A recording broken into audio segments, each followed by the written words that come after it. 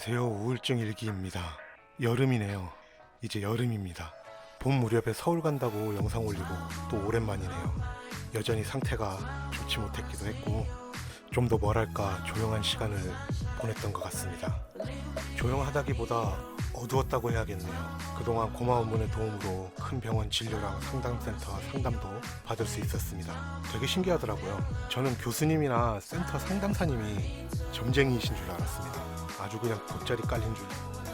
일단 결과 자체는 제 생각보다 좋지 않았습니다. 아마 그것 때문에 요 몇 달 되게 숨어 지내지 않았나 싶네요. 서울에서의 시간은 이미 좀 지났지만 정말 좋았습니다. 저 때문에 고생하신 이름 밝히지 못할 그분께 매일 감사의 마음을 가지고 있네요. 오늘 할 이야기는 저의 이야기를 듣기 위해 사람들이 저에게 했던 말에 대해 이야기해보고자 합니다. 세상엔 정말 많은 사람들이 있죠. 저는 희한하게 저의 주변에 있는 사람들 덕분에 즐기게 살아있는 게 아닐까 하는 생각을 최근에 했었습니다. 운이 정말 좋은 거죠. 좋은 사람들 덕분에 살아있는 거나 마찬가지니까요. 물론 그렇지 않은 사람들도 있었습니다. 이미 그런 사람은 전 영상에서 이야기한 적이 있죠. 근데 그분만이 아니라 우울증을 앓고 있다고 인지하고 있는 저의 입장에서 이 사람이 과연 내가 걱정돼서 이런 소리를 하고 이런 태도를 취하고 있나 생각이 드는 사람들이 많았습니다. 저 혼자서 이렇게 생각한 적이 있었습니다.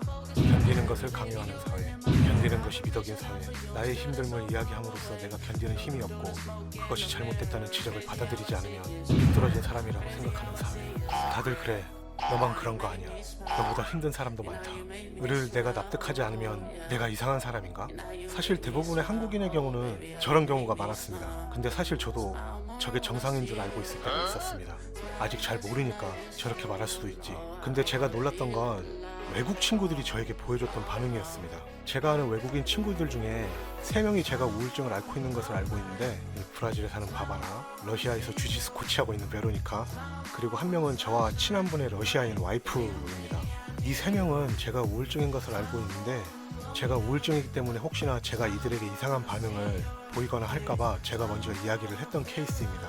사실 저랑 이야기 안 하고 살아도 아무런 문제 없는 사람들이고 제 주변에서 보였던 반응을 생각하면 사실 큰 기대나 이런 걸 하지는 않았습니다. 제가 우울증이라는 것을 설명하기 위해 번역기의 도움을 받아야 했고 단어가 맞는지 확인을 한 후에 이야기를 해주었습니다. 그런데 이 3명이 저에게 거의 똑같은 대답을 했습니다. 정말 미안해. 너만 괜찮다면 어떻게 우울증을 겪게 됐는지 들어볼 수 있을까? 였습니다. 제 주변에서의 반응이 거의 대부분 뭔가 내가 잘못 들었나?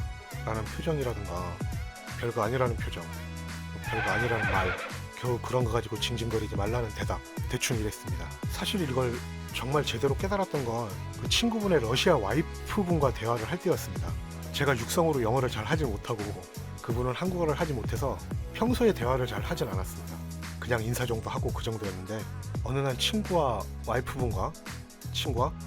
또 다른 분과 저녁에 간단한 술자리를 가졌는데 저는 술을 마시지 않았죠. 아무래도 좋은 영향이 없기 때문에. 그렇게 술자리를 가지다 두 분은 조금 많이 드신 터라 들어가서 주무셨고 와이프분은 확실히 러시아 출신이라 그런지 술을 마셔도 정말 멀쩡하시더라고요. 아마 시간이 자정쯤 됐었을 겁니다. 음식도 남고 해서 오물조물 먹으면서 멍하니 있다가 이래선 안 되겠다 싶어서 파파고의 도움을 받기 시작했습니다. 요새 번역기 성능 정말 좋더라고요. 그러다가 이제 제가 우울증을 앓고 있다는 이야기를 했는데 표정이 정말 급변하시면서 엄청나게 진지한 표정으로 저의 이야기를 들어볼 수 있느냐 라는 말을 번역을 해서 보여주셨습니다. 그리고는 내가 불편하다면 하지 않아도 좋다 라고 하였는데 저는 나의 이야기가 즐거운 이야기가 아닌데 괜찮겠느냐 라고 물었고 그분은 걱정하지 않아도 좋다고 해주셨습니다. 사실 표정이 너무 진지한 표정이라 내가 이거 실수한 게 아닌가 했는데 그 와이프분께서는 저의 이야기를 한 번도 끊지 않고 들으면서 자신이 생각하는 우울증에 대한 이야기를 길게 해주셨습니다.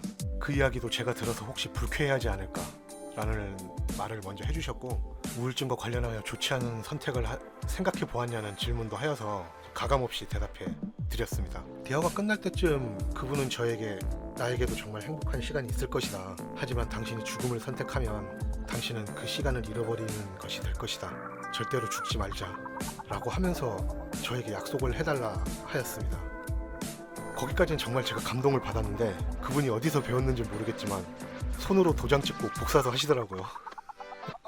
여기서 좀 빵 터지긴 했는데 이야기를 마치고 잠자러 가면서 정말 큰 감동을 받았습니다.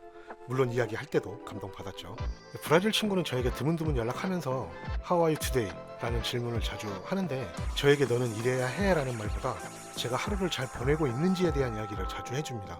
그 다른 러시아 친구도 비슷하게 오늘 어떠냐는 이야기와 함께 자신이 일하고 있는 모습이나 아름다운 날씨를 사진에 담아서 저에게 자주 보여주곤 합니다. 그 러시아인들이 생각보다 이렇게 다정하구나 싶. 이 세 명이 저에게 우울증에 대한 얘기를 물으면서 상당히 조심스럽게 접근해 줬던 것이 사실 제가 흔하게 겪는 일이 아니다 보니까 이 친구들의 접근 방식이 신선하기도 했고 정말 감사하기도 했습니다. 물론 주변에 한국 사람들도 그렇게 접근해 주는 분들이 많았습니다. 정말 고마운 일이죠. 저와 함께 일해주는 영상감독 친구는 내가 만약 살아있다면 나는 언젠가 우울증에 관한 짧은 다큐멘터리를 찍고 싶다고 제가 말을 했었는데 엄청난 응원과 관심을 보여주기도 했습니다. 하지만 제가 찍는 영상들을 보면 그거는 어떤 동생은 내가 안 좋은 선택을 하는 것을 자신이 말릴 순 없다. 하지만 미리 말을 해달라고 말을 했었습니다. 아마 그런 선택을 하기 전에 달려와서 말리자는 거겠죠. 서울에 계신 이름을 밝히지 못하는 친구는 틈틈이 저를 서울에서 바람을 쐬게 하고 일부러 우울증에 대한 이야기를 저랑 많이 하진 않습니다. 대신 아주 평범하게 일반적으로 저를 대해주면서도 그 와이프분 말로는 저의 이야기를 상당히 많이 했다고 하시더라고요. 그래서 매번 감사의 마음을 가지고 있습니다. 여기서 언급한 사람들의 공통점은 저의 이야기를 매우 진지하게 들어주셨고 그럼에도 저에게 뭔가를 강요하거나 우리가 흔히 생각하는 우울증의 부정적인 면보다 제가 그것을 어떻게 대처하고 있는지에 대해 궁금해했다는 것, 그리고 저를 그럼에도 일반적인 사람처럼 대해준다는 것, 이런 게 아마 차이가 아닐까 합니다. 저에게 나보다 힘든 사람도 많다는 이야기를 하지도 않았고 남자라면 그 정도는 이겨내야 된다는 말도 하지 않았습니다. 고통은 고통대로, 삶은 삶대로 저에게 공감해 주었고 함께 걸어주었습니다. 물론 제가 이것들에 대해 어떻게 보답을 해야 할지는 모르겠지만 매일 감사해 하면서 살고 있습니다. 당신 주변에 우울증에 빠진 사람이 있나요? 당신은 그 사람에게 어떤 말을 해주었나요? 이겨내라고? 당신이 좋지 못한 상황일 때 정말 그 말이 당신에게 큰 위로가 될 수 있을까요? 상대방이 어떤 상황, 기분, 느낌인지 모르는 상태에서 당신의 말이 정말 그 사람에게 큰 도움이나 위로가 되고 있을까요? 어렸을 적 우리가 이 정도는 버텨야 된다는 말을 수없이 들어오면서 남에게 나의 슬픔, 고통을 말하지 못한 채 혼자 떠안고 살아오고 있었다면 남들과 다른 일상을 보내고 있지만 남들에게 평범한 일상을 강요당하는, 하지만 나의 평범한 일상을 살고 싶은, 그것을 간절히 원하지만 쉽지 않은 나의 일상을 잃어버리는 고통. 당신은 정말 괜찮으신가요?